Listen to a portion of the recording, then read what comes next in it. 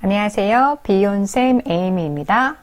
수업하기 전에 단어 먼저 공부하시면 좋습니다. 메모라이즈에 제가 만든 단어장이 있습니다. 단어를 학습하신 후 공부하시면 내용 이해가 더 잘 될 거예요. 링크는 설명란 참고하세요.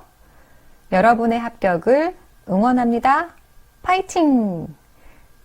자, 그러면 수업 시작하겠습니다.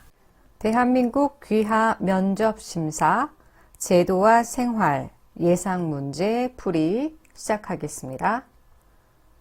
버스 통행을 원활히 하고자 도로에 버스만 다니게 만든 제도는 무엇입니까? 버스 전용 차로제입니다. 교통카드를 사용하여 버스와 지하철 등 대중교통을 갈아탈 수 있고 갈아탈 때 요금도 할인해 주는 제도는 무엇입니까? 대중교통 환승제도입니다. 일회용 지하철 교통카드의 보증금은 얼마입니까? 500원입니다. 버스를 타고 목적지까지 가는 방법을 순서대로 설명해 보세요.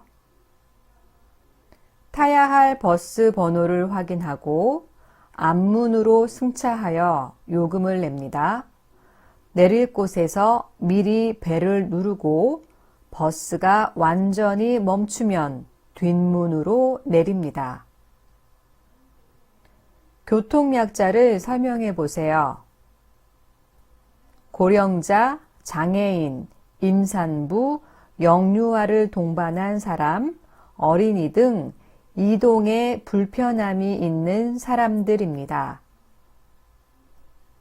버스나 지하철에서 교통약자를 보면 어떻게 하겠습니까? 제가 앉아 있을 때 교통약자를 보면 제 자리를 양보하겠습니다. 쥐불놀이, 더위 팔기, 달집 태우기 등의 전통 놀이를 하고 달을 보며 소원을 비는 우리나라의 명절은 무엇입니까? 정월대보름입니다.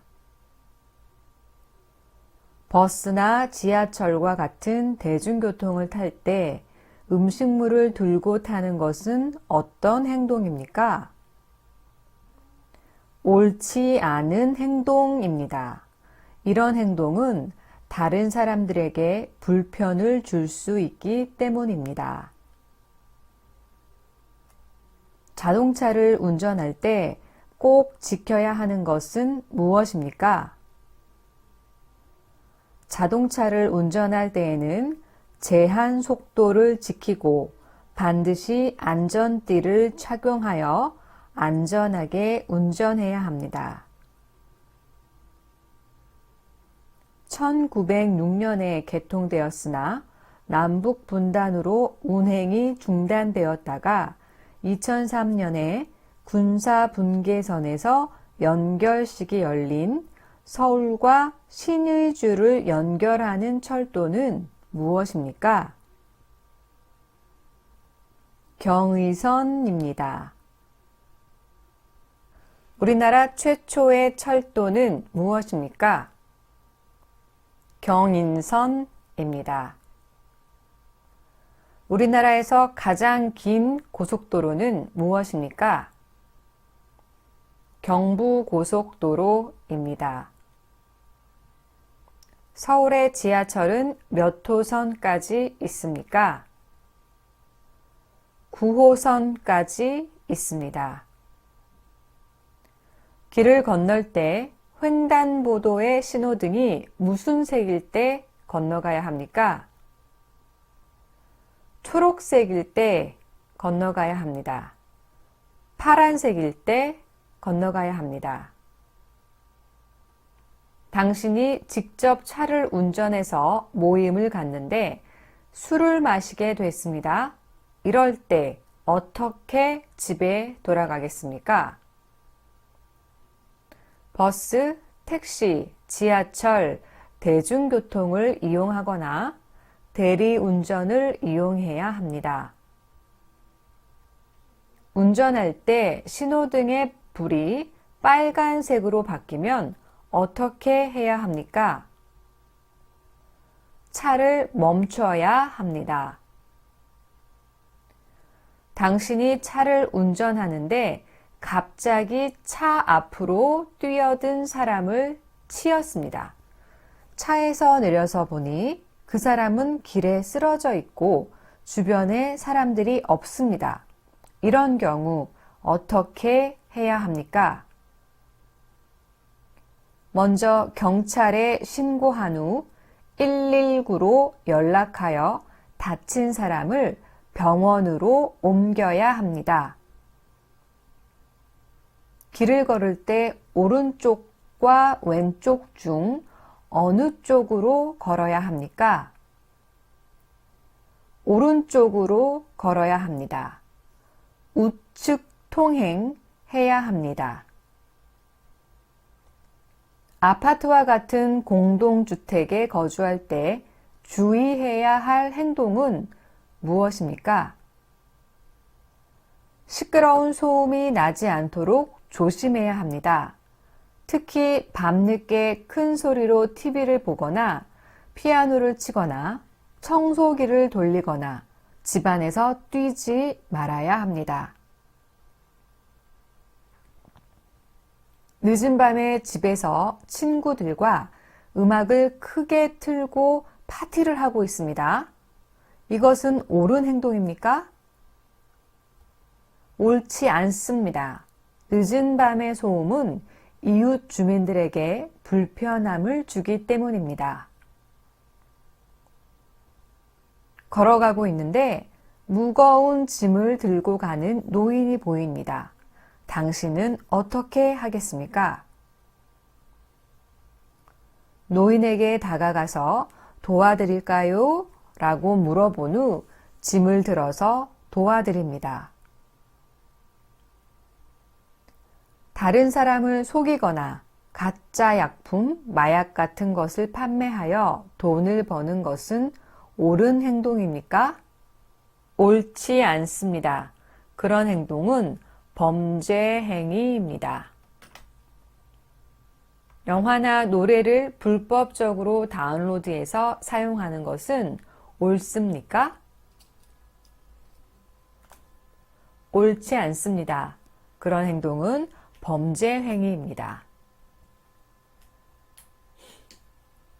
물건값이 오를 것을 예상하고 그 물건을 미리 많이 사서 모아두는 것을 무엇이라고 합니까? 사재기, 매점매석입니다. 지하철에서 지갑을 주었는데 지갑 안에 10만 원이 들어 있습니다. 당신은 이 지갑을 어떻게 하겠습니까?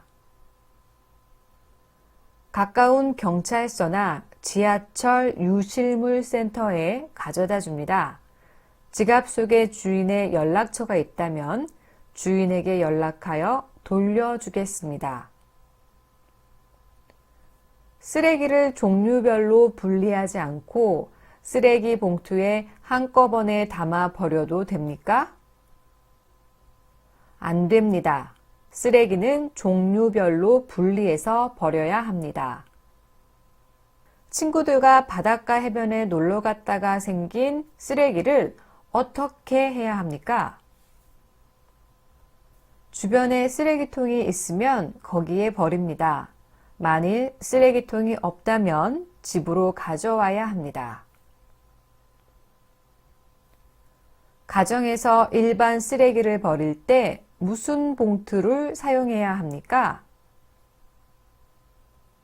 종량제 봉투입니다. 다시 사용할 수 있는 쓰레기를 종류별로 모아서 버리는 것을 무엇이라고 합니까? 분리수거입니다. 음식물 쓰레기를 배출하는 방법을 설명해 보세요. 먼저 음식물 쓰레기에서 물기와 이물질을 없앤 후 음식물 전용 종량제 쓰레기 봉투에 담아 묶어서 배출합니다. 옷장이나 식탁 같은 대형 폐기물은 어떻게 배출합니까? 주민센터에 방문하여 수수료를 납부하고 스티커를 발급받습니다. 받은 스티커를 대형 폐기물에 부착한 후 배출하면 됩니다.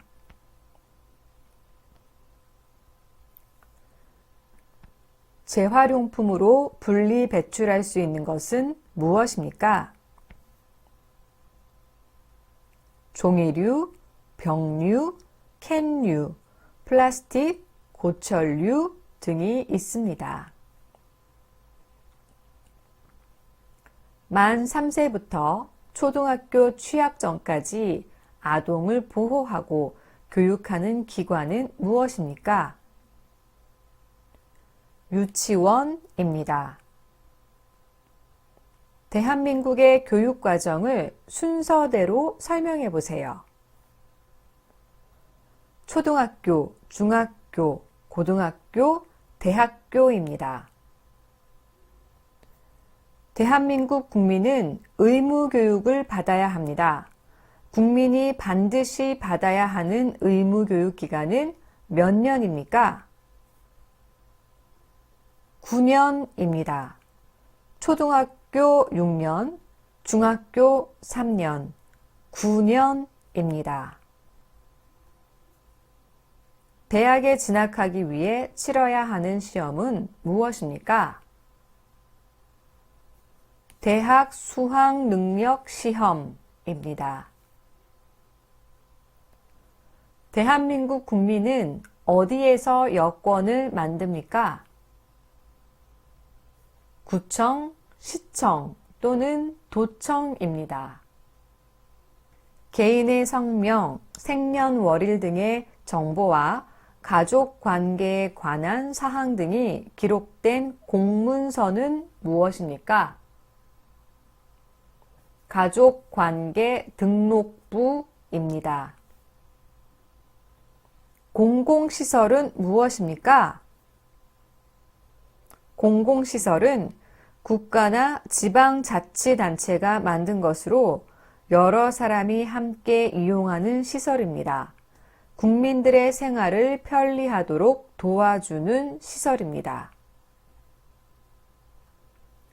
공공기관 중 화재를 예방 및 진압하고 위험에 빠진 사람들을 안전하게 구조하는 곳은 어디입니까?